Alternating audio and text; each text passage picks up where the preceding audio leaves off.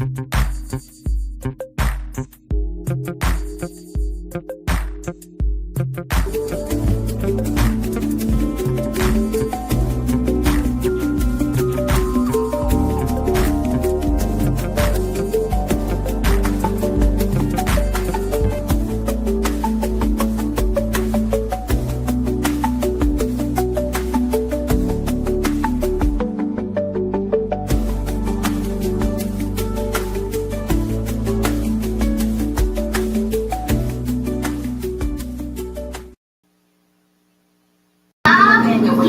absolutely have to take. Now you can hear me, I'm sure.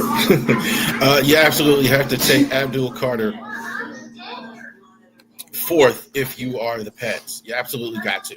You can't wait around and take the offensive lineman. I think you could do that later.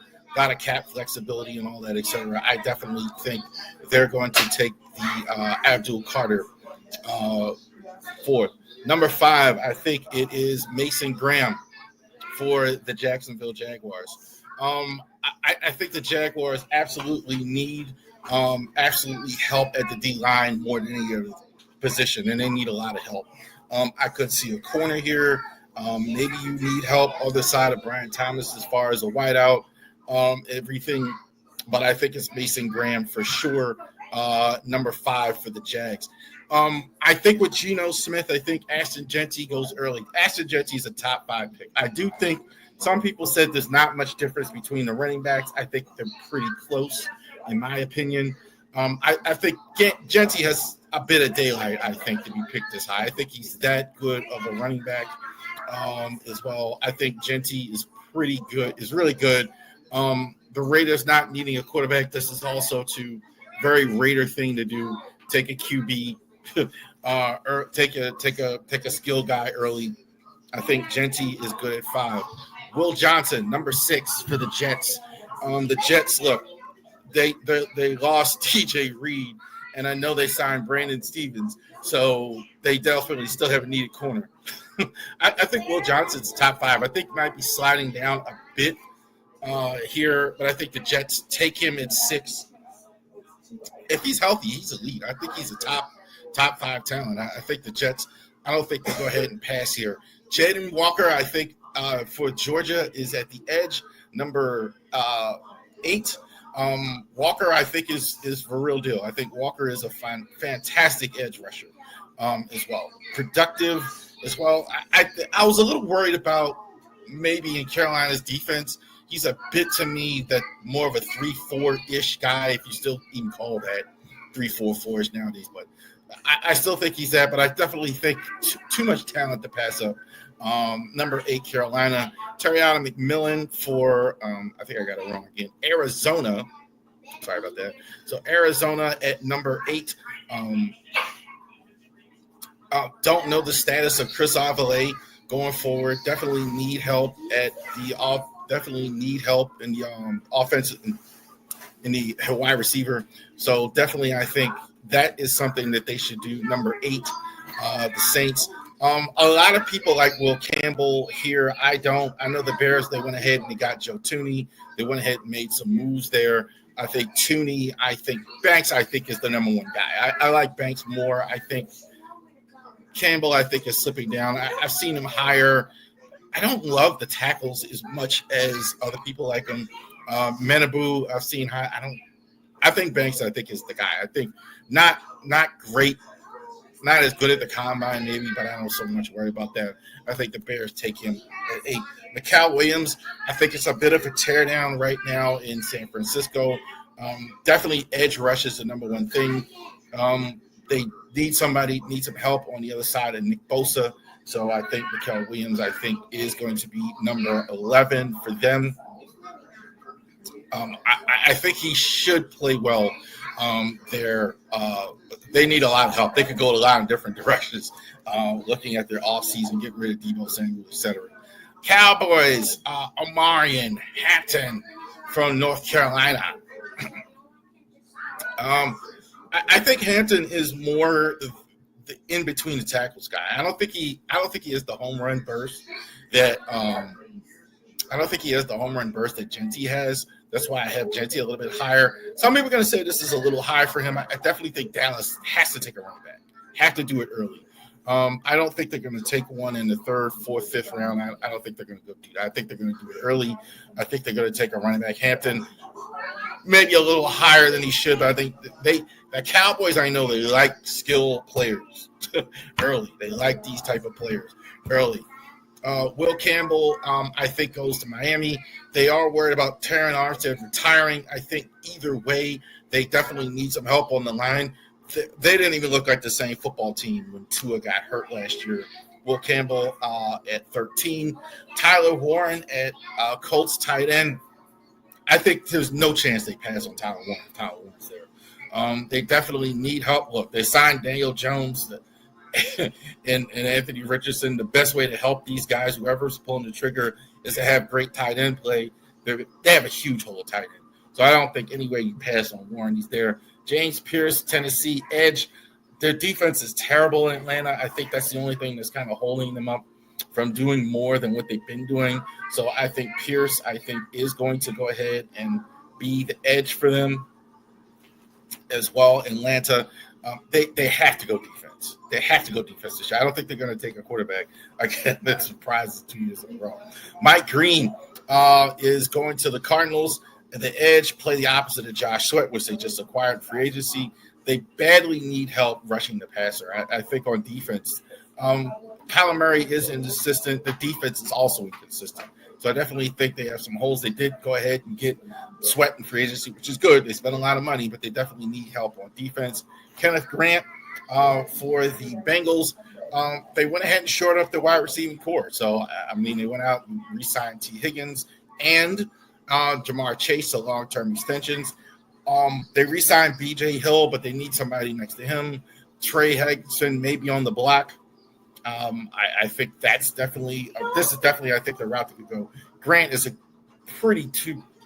almost too good to pass up here. Membu for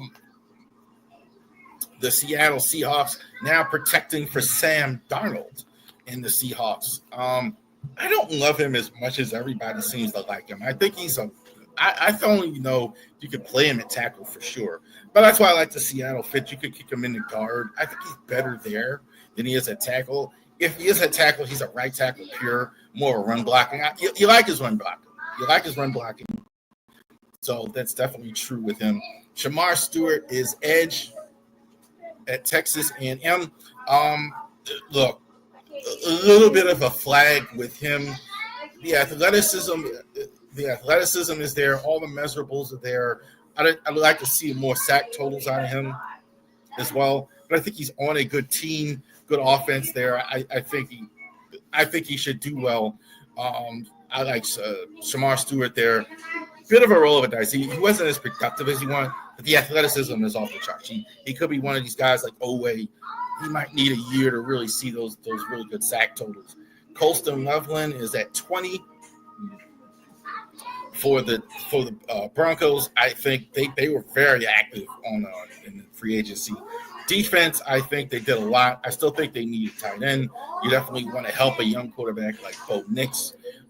So I definitely think they take Loveland. Couple more. Jahdae Barron for the Squealers. So the Squealers go ahead.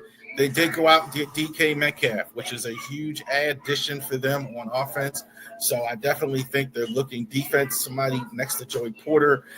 They did sign Slay. I think you could play him in the slot, or you could play Jahdae Barron in the slot. So actually a similar guy to Slay. I think this is more Slay in his prime. Slay maybe a little past the prime.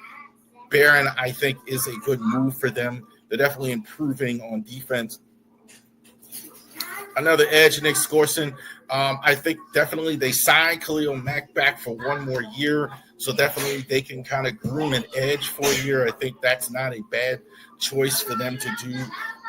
To have Scorton, two outstanding edges, athleticism-wise, for Texas A&M, having Stewart and Scorton.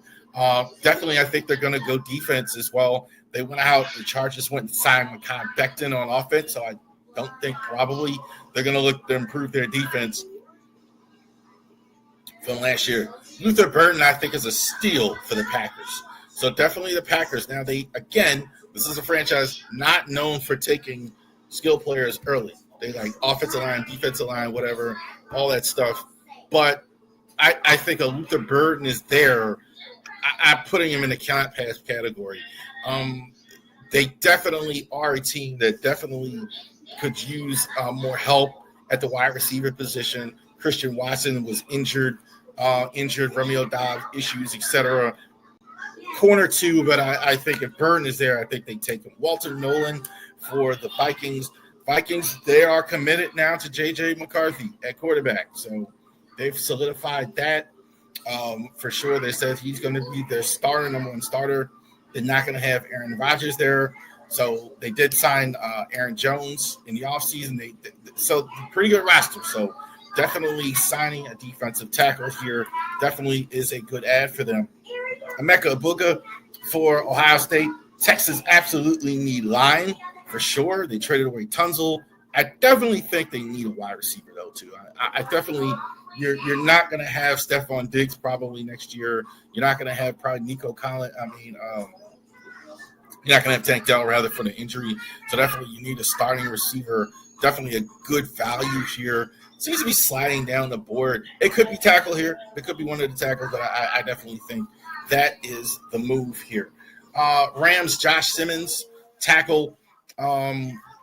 I think the only reason Simmons isn't higher in the draft is because he has injury issues at the Ohio State University. That's probably the only reason he's higher. I think this guy is a talent. Sean McVay definitely jumps on this guy. The Ravens.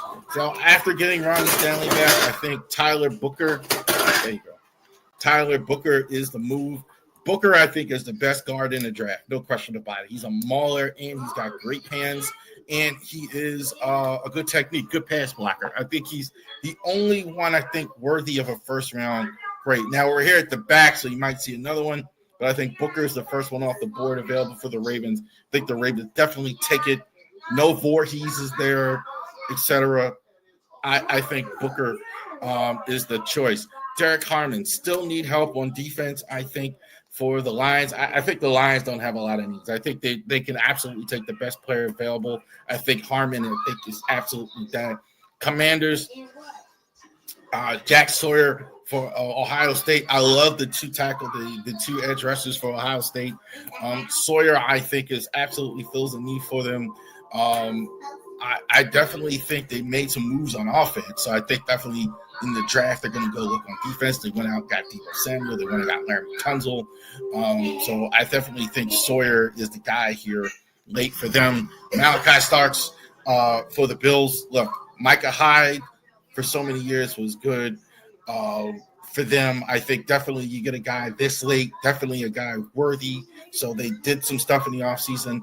This is a guy definitely that I don't think you can pass on Starks here this late. Eshery, I think the tackle from Minnesota. They did sign Jalen Moore, the Chefs. Yeah. I definitely Jawan Taylor wasn't good either. This is definitely still to me not 9-1-1, maybe 4-1-1 at this point because we have had some free agency. I'm still thinking they take a tackle. Defense for sure for Philly. I think they got so much on offense. Timbo from Ohio State. I see him later. I like him. I really like these two guys from Ohio State. Are definitely two. You can fit him in to a great Eagles defense. I think this is still maybe the best team in the NFL. The Eagles. JT is the pick. There you go. All right. So lots of stuff now after free agency has happened. So we've had some sea change here. We've had some things already happen. So Raiders maybe no longer looking for a quarterback or Ravens no longer looking for a tackle as well. We're going to see what happens in Pittsburgh with the quarterbacks. So things change after the draft, after free agency as well. And so they are changing. My goodness. There we go. The Ravens back draft. So we looked at the whole league. So what are we going to do as the Ravens to go ahead in the 2025 draft. Things have changed a bit. So it's after free agency, don't have a ton of needs as far as starter needs. You have 11 picks. The comp picks were announced. So they're going to be adding to their depth. This offseason for the Ravens absolutely goes to what they like. They don't like to reach out and do this and reach out and do that and have to do this. This is stuff they can kind of just build. Not a lot of starter needs in particular, but you can get a backup quarterback. You can get a kick returner. You can get some, things like so. They can build it out. So I think this is interesting to see what they do here. Tyler Booker, we just talked about him. I think this is an excellent first pick for the Ravens. Booker, I think, is going to be there late. I don't think a lot of teams are going to take a guard early. This is about where you see a guard. The guy I'm comparing to him is Osiris Torrance. Again, big guy, strong, physical. If they run 35 times behind Derrick Henry, they're great. If they throw 30 times with Lamar Jackson, they're good. This is a guy who can do both. I think he has the body of a mauler, but I think I like his hands. I like his push on the offensive line. Definitely, I think that is 27 for Tyler Booker. Alfred College. He's picking 59. This could be a real Raven steal. Now, all of a sudden now, Michael Pierce retired. Bruce Urban not on the roster. They may sign him, but he's at the age now where maybe he's going to retire as well. You're going to need some help at D-tackle. You only got 3 guys. You only have Madubuike starters, Madubuike, Jones, and Braddock Washington. So you're going to need some depth. You're going to replenish that pretty early. I think Alfred Collins is a guy that can do that. Kind of like Booker on the other side as well. Plays the run well, pass well, a little raw. Productive, not as productive as you'd like to have hoped. The athleticism is there. I absolutely think there's real pass rush potential with Collins. That's why I have Trevor Price. Stepping it up maybe a little higher than some people see, but I definitely think in the second round, I like this pick. I like Collins. I think this is about where he's going to go. I think he's kind of being slept on because his college production wasn't great, but athleticism is great, and he doesn't have to start right away. He doesn't have to do a whole lot right away. Excellent pick. Kevin Winston Jr. from Penn State. Injury issues. He didn't play as much this year, so I think he only played like 5 games. So I think he definitely could have been higher. Xavier McKinney is right. I like his feel for the ball, where he can get the football. I think he's definitely good at that. I absolutely think the feel for the ball is good for him. Kevin Winston. I think Xavier McKinney is a guy like that. Xavier McKinney probably had his best year. He's a guy who finds his way. Just got to keep him healthy on the field. Definitely, they called out safety, so I definitely think they're going to take a safety. Kobe Bryant, again, in this draft, number 129. I definitely have him compared to Mighty Mouse as well. Definite need here. So I think the only concern with him is just the measurables, but the instincts, I love him. Every time I've seen him, his instincts are great. He has a good nose for the ball. He's not a big guy, but he's not afraid of the run game. He goes ahead. He's not afraid to jump up in the run game, make some tackles, hit somebody, hit running backs, go up against lines. So I really like that. Measurables ain't there. I think he can play outside too. I think you may have to leave him in the slot. I think if you leave him in the slot, it's going to be fantastic. But I think definitely tremendous football IQ here for that. Andres Perales, kicker. He kind of actually reminds me of Justin Tucker watching him. Watching him, he actually reminds me of the guy he finally figures to replace. I do think they are going to replace Justin Tucker. They're not in a hurry to do it. They're hiding behind the league investigation, blah, blah, blah. Tucker didn't play well. I think this guy, though, you do have to take him early. 12, 13 teams are looking at him, watch him work out. So I do believe you're going to have to, if you're going to take this guy, and I do think they may take a kicker in the 4th round. They have a lot of picks that they have to do it early. But he definitely reminds me of Tucker. Luke Rose, award winner, outstanding stuff. I definitely think this is something that the Ravens would do in the 4th round. Troy Horton from Colorado State. Kind of reminds me of Luke McCaffrey. I don't know how good of a receiver he is in the long term. He can definitely catch the deep pass. And he's definitely, I think, going to help on special teams. They definitely need help on the special teams. So I definitely believe that this is a guy that can help them here on special teams. I think Troy Horton, I think, is definitely somebody that they definitely going to look for help on the special teams. They did re-sign Tylan Wallace, so they definitely think they're going to bring a guy in for competition. Wallace, they may be viewing as not necessarily a punt returner, kick returner, but a wedge pusher. This guy, they're definitely going to try him out on kick return, punt return, and he can help you a little bit at receiver. I think they may take another receiver. Dillon Gabriel, 6. They did sign Cooper Rush. Hallelujah. Let's back up. So I think this is just could be a developmental guy. Gabriel, Russell Wilson, I think, he's not going to be at the level of Russell Wilson, I don't think. But you get the, accurate. Ball doesn't hit the ground much. The measurables are a real thing. Russell's size is a real thing. He's not, I think he's like 5'11", so he's definitely below stature as well. And in college, I kind of thought the same thing. Good butt, solid butt.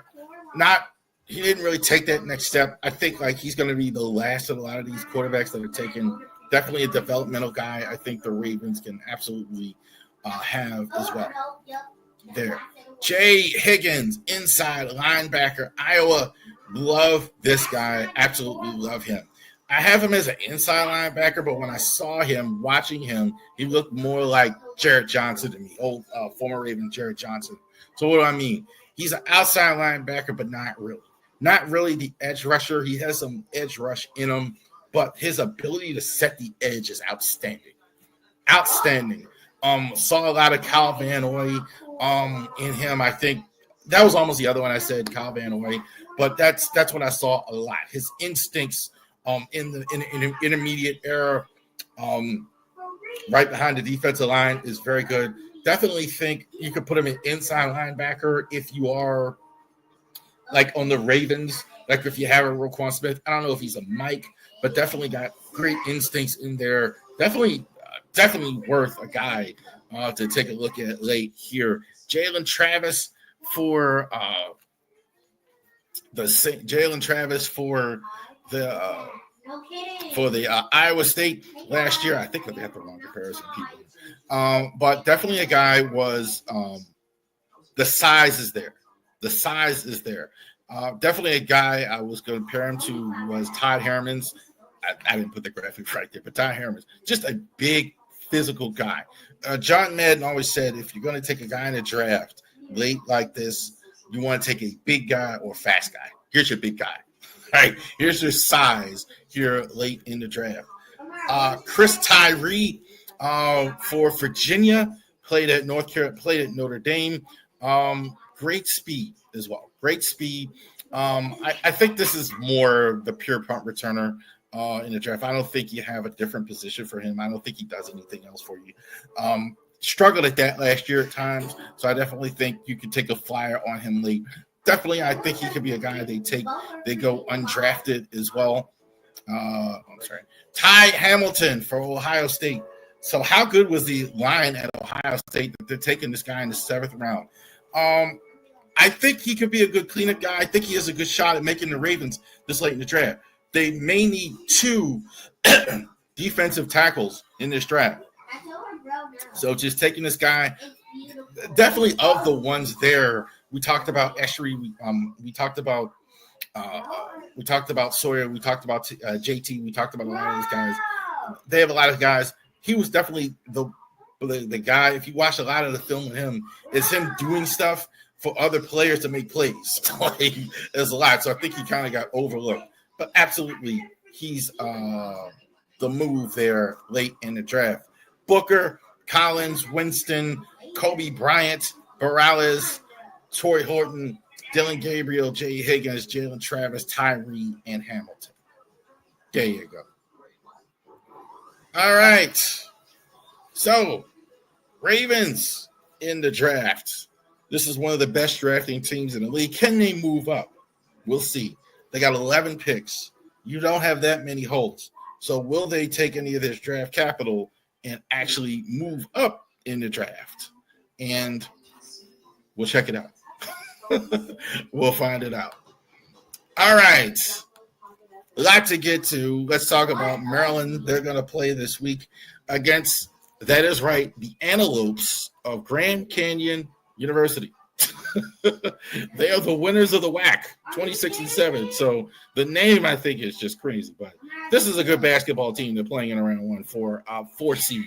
To me, in the tournament, there's a big difference between a 4 seed and a 3 seed.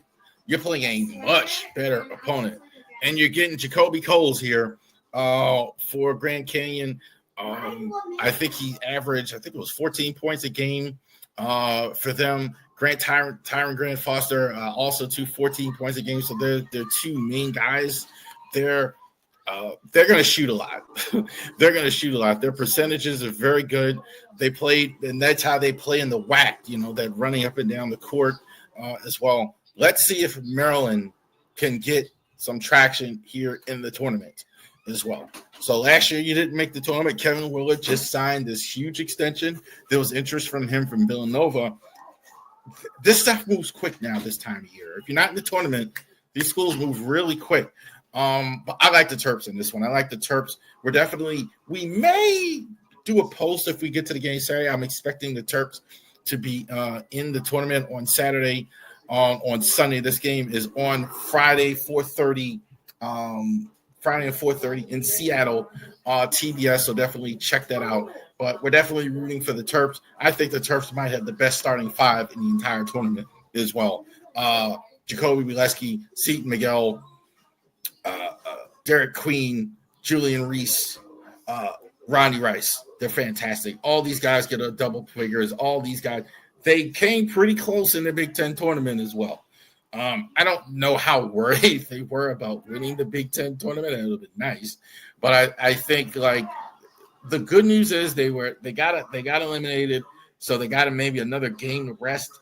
And also, too, in the first game that they won against Illinois, and they just totally tore apart Illinois. Their bench played more. I think that wasn't an accident. I think definitely you saw DHS Geronimo play more in that game. So I think they're ready to go for the tournament. We'll all be watching Friday at 4:30, watching the Terps going ahead and get squared away. We'll get to Steve Alford, but I want to talk a little bit more about the tournament here. And I want to tell you who are some of the top players in the tournament. So some of you I know don't watch all the, some of you aren't like me. You don't have a channel. You're not watching all these college basketball games. But I do want to let you guys know some of the top 5 players in the tournament and some of the guys that are honorable mention as well as far as some of the top 5 players in the tournament. So honorable mention. So these guys some of them are in the tournament, but these are really good players. Guys you're going to see, I think, in the draft as well. So Ace Bailey and Dylan Harper had a lot of somebody didn't like the stream again. Had a lot of talk before the season. I think they are going to be 2 and 3 in the draft if it's not Cooper Flagg. But they're definitely worth mentioning. They're definitely going to go high in the draft. Eric Dixon led the nation in scoring, even though Villanova didn't make the tournament. So he had like 24 points a game. That's really good. It didn't help his coach, who got fired as well. But definitely he's a guy you're going to have to look for in the draft. Walter Clayton, I love watching him. He's like watching Reggie Miller all over again. Very quick release.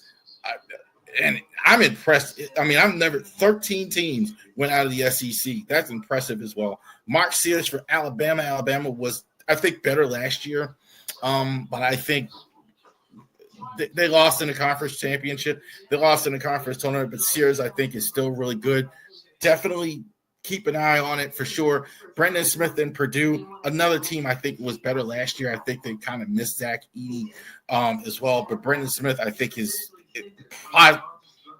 You could argue he's the best player in the Big Ten this season as well. And I own Derek Queen is a guy, freshman of the year in the Big Ten, no question about it.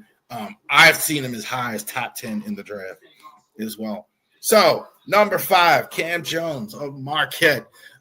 Maryland lost one home game for real, the true home game, and it was to these guys, the Marquette Warriors. Cam Jones, I think, is a force multiplier. Does everything well. I love his defense as well. I think he defends very well, works hard on both sides of the ball. Marquette, I think, definitely has a shot to actually do with this guy on the court.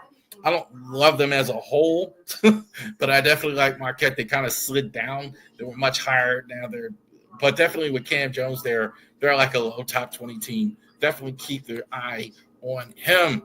Hopefully I say the name, Ryan Kalkbrenner for Creighton.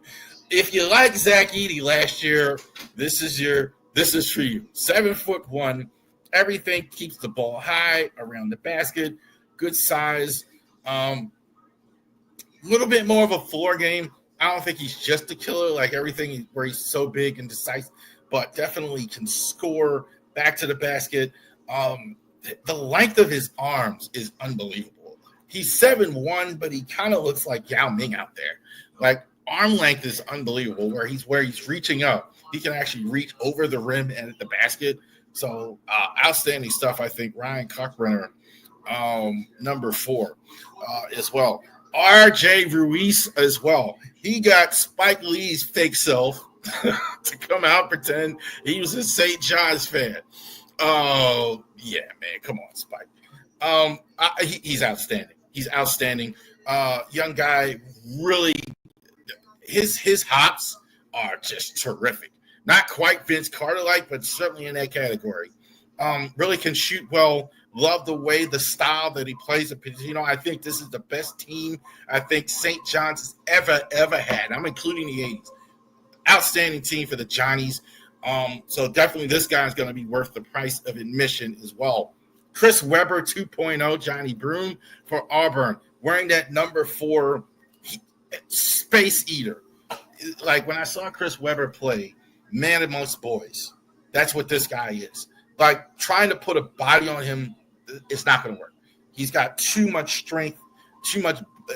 You have to put 2 guys on him, force him out of the double team. If he gets the blocks, get his feet under him, he's just going to dunk it on you, put the move and score.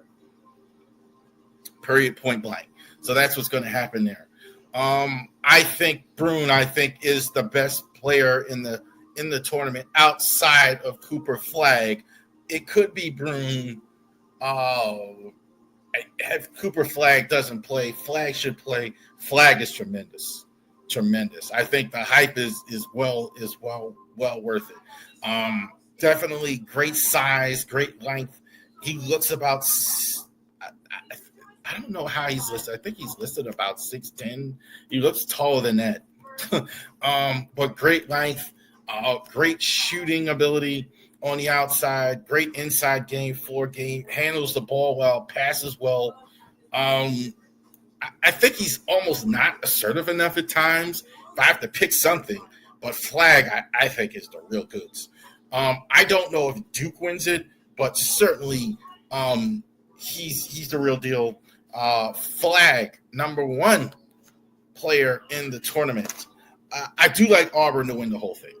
I do. I think Auburn, is going to be the team to beat in the NCAA tournament. It'll be very, very hard for somebody to go ahead and beat Auburn. I think Broome and that team getting through a tough SEC, it'll be tough to match.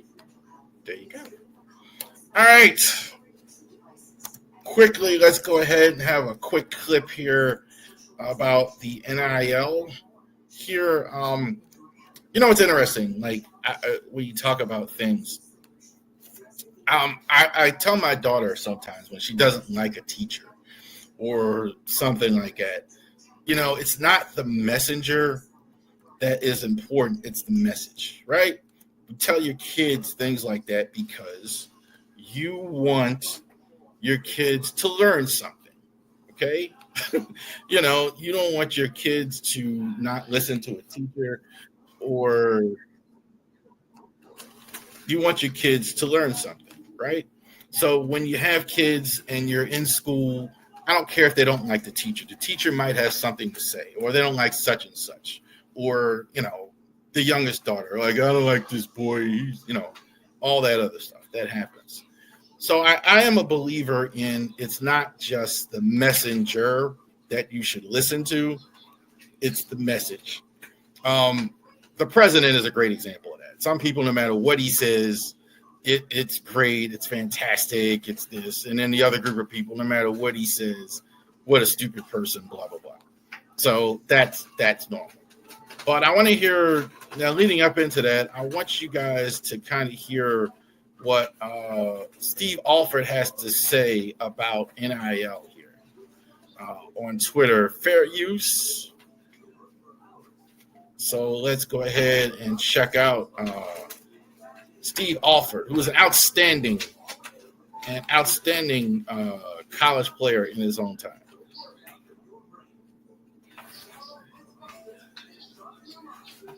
Years ago, I wasn't, on Comic-Con. No, I think you get a blueprint of what, we've been doing it a long time, and we develop a blueprint. Now, blueprint changes and evolves. It's 5 years ago, I wasn't, on Conversation saying how much you want to be paid. Never thought that would happen in college basketball. And I've always been a big proponent as the game and money has evolved and changed. I've never been one that said I don't believe student athletes should be paid. But the way it is now is ridiculous. It's utterly ridiculous. And it's changed our game. And so you got to adapt. We got to adapt, but every coach. Every handshake I have now before games, that's brought up. Every game.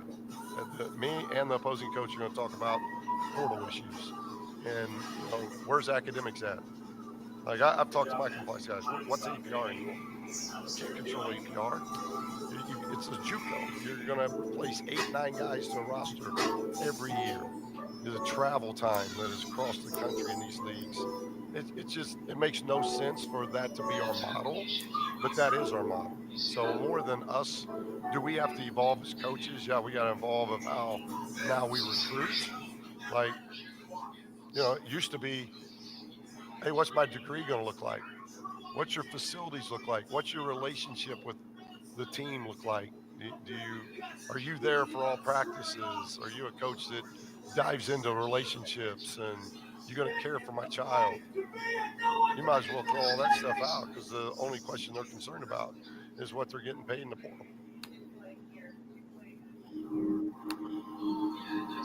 Yeah, he's got a point, but you can miss me, Steve Alford. With that stuff, you guys can miss me. Let me tell you something. I'm not going to sit here and tell other people what they should and shouldn't get paid. And that's crazy. Like, he's not the messenger for this. Okay. Media and a lot of them that make this conversation, well, guys shouldn't get paid this and guys shouldn't get paid that. And he's saying, well, all they care about, just, okay. Steve Alford has made millions of dollars. He's getting paid $1.5 million, over $1 million as a coach of Nevada. He made millions of dollars coaching his, I'm sorry. You can't complain now when you created this problem. And the media too. Some of these announcers that could make the complaint, well, they made millions and millions of dollars covering college basketball and watching basketball and all this other stuff. And now you're like, well, these guys shouldn't get blah, blah, blah. No. I think the sad part is he's right in the sense of something has to be done. It's too crazy. I don't disagree with that, but coaches need to stop. Nick Saban kind of made a similar speech. You need to stop. A lot of the media, y'all need to stop. I don't want to hear y'all. Y'all sitting here saying now these guys shouldn't get it. And if I let the clip play, it's on Twitter. What happens to these guys after? When have we ever cared about what happened to the athletes? So interesting. I thought it was. I thought it's funny he kind of said it out loud there. But yeah, so definitely check that out. It's on Twitter. Definitely punch Steve Albert and get that squared away. All right. So let's go to baseball, and this is one of my favorite positions on the field, if not my most favorite. What are we talking about? Let's talk about the relief pitcher, the closer, the ninth inning. So let's absolutely go ahead and get that squared away as well. The first one on the list is going to surprise some people here as well. I'm getting it pulled up here. But it is interesting to see. I do want to take a second here while I'm pulling it up, like the devaluing of pitchers in some instances where it's in a lot of places they're not valuing the pitcher as much as they once were the relief pitcher. I think you look at the Guardians especially, and they are a team for sure that the reason why they are as high as they are is because of the pitching. And why are you not pulling up here?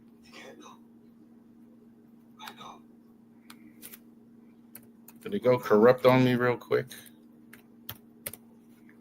Change the subject or you'll lose your mind. You know, I gave 28 years. I used to both my legs to this city. Loved nearly every single minute of it. Oh, come on, Laura. Pulling it up now here. One more second. Monday morning, I'm submitting my resignation to the city council. I want you to be the first to know.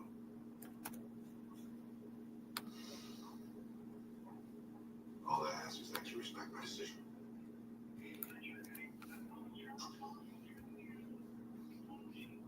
A few more seconds getting that slide up here.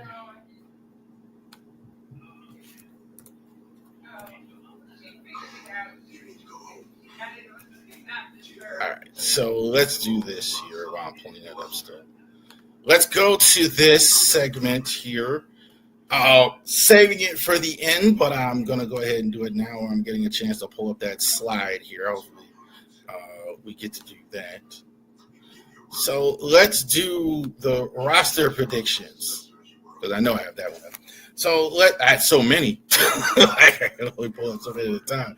So 26-man roster predictions. Last year, not real confident with it. Not at all. Not real confident with the 26-man roster predictions for the Orioles. This year, much, much, much more confident in that. I think a lot of the die has been cast in this as well. So definitely, I think what we're going to see here is what we're going to see on the field when the season starts next Thursday as well. Adley Rutschman for the Orioles, I think he's still I'm saying he's still the best catcher in all of baseball. I definitely think that's absolutely could be true here for Adley. Definitely, I think he's one of the best catchers in all of baseball. Gary Sanchez is on the roster as well for the Orioles.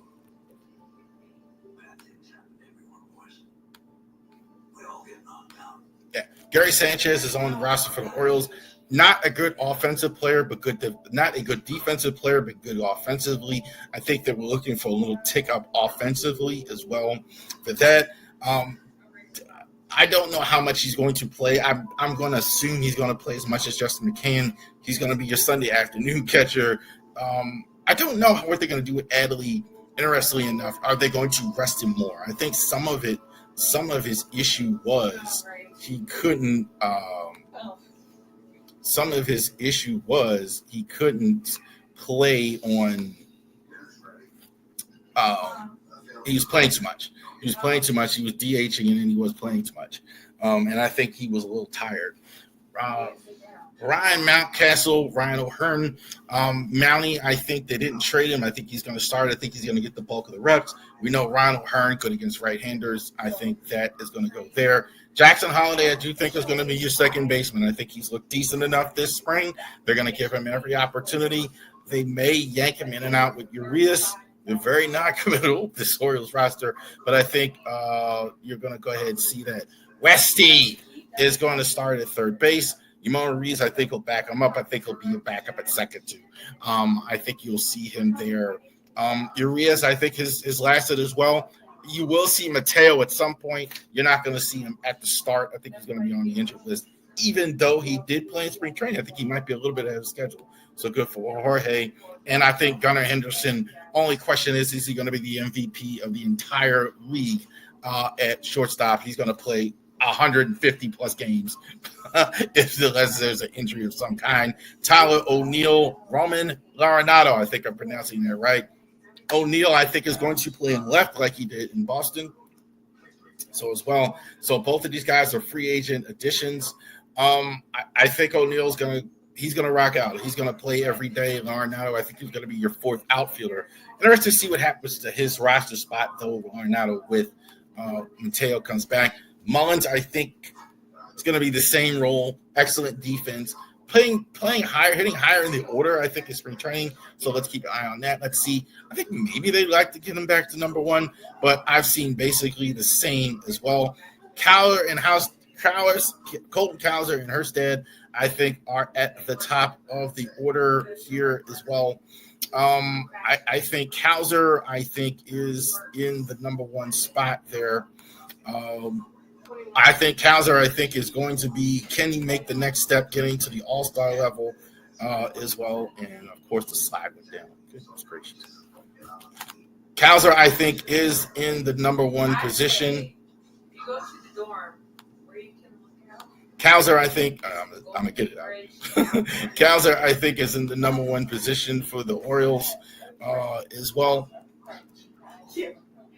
And Heston Kjerstad is going to be in the number two Orioles position. I don't think Kjerstad is going to play as much as maybe they are saying here. So it'll be interesting to see how that is. I looks like my slides are gone.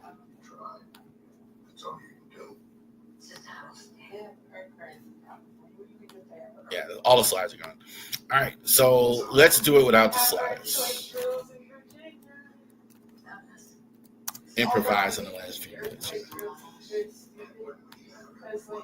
So out there in the starting pitching, okay, so we got that. So we got all the positions down.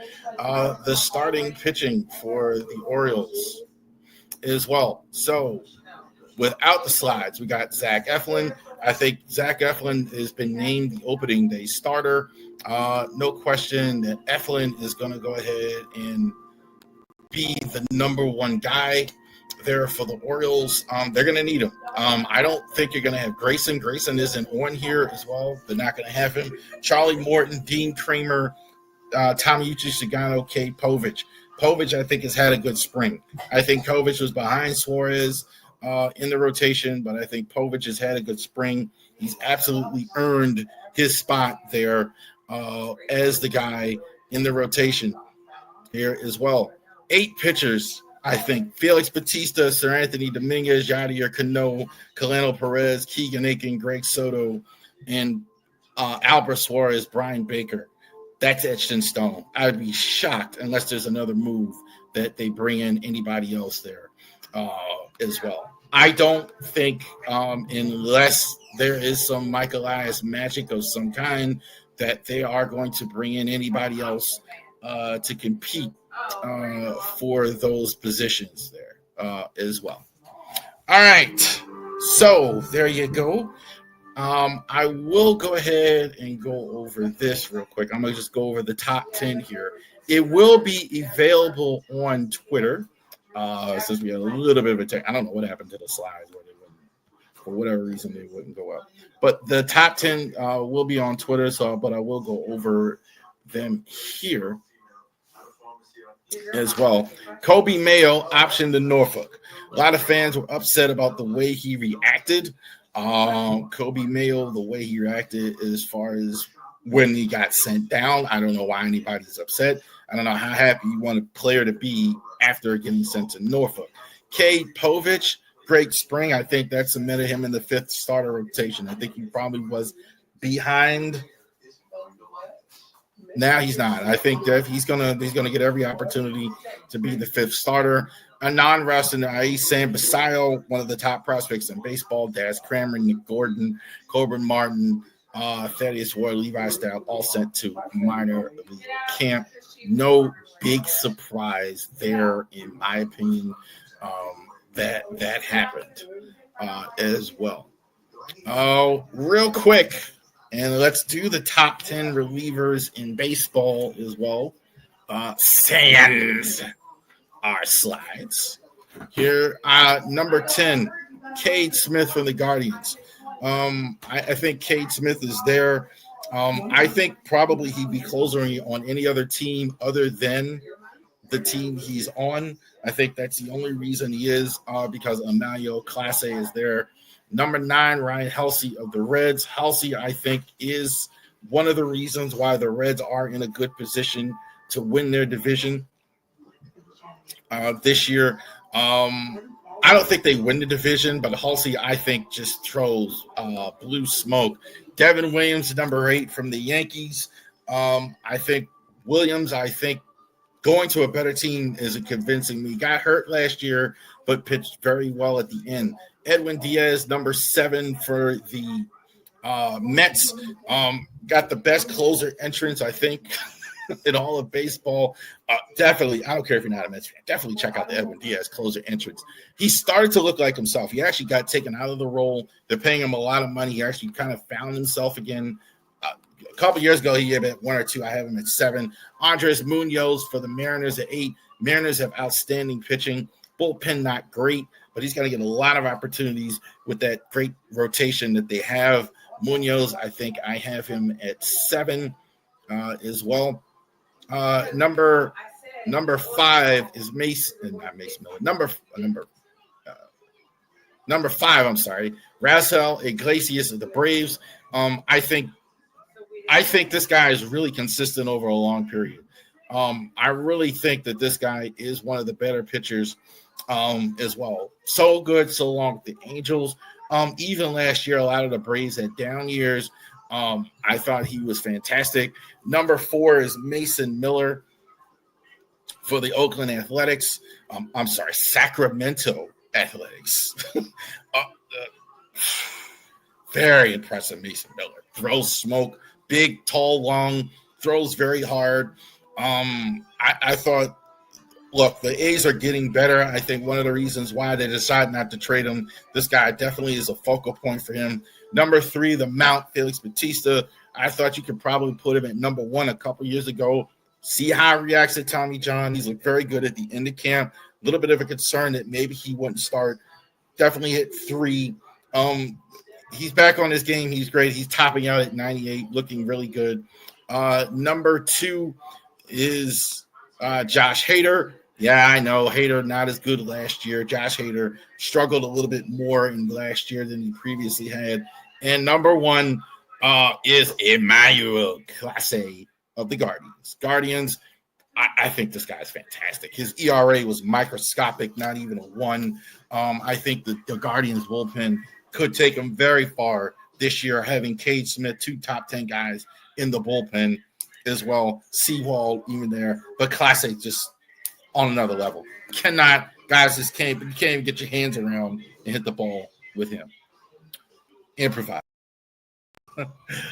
There you go. Thank you very much for joining us here. Great Read Sports Podcast Sunday, MLB predictions video. Watch our interview also too at Average Joe Sports Podcast. E-Man, that's going to be on Saturday night. Definitely talking a little bit about the Yankees, the Orioles.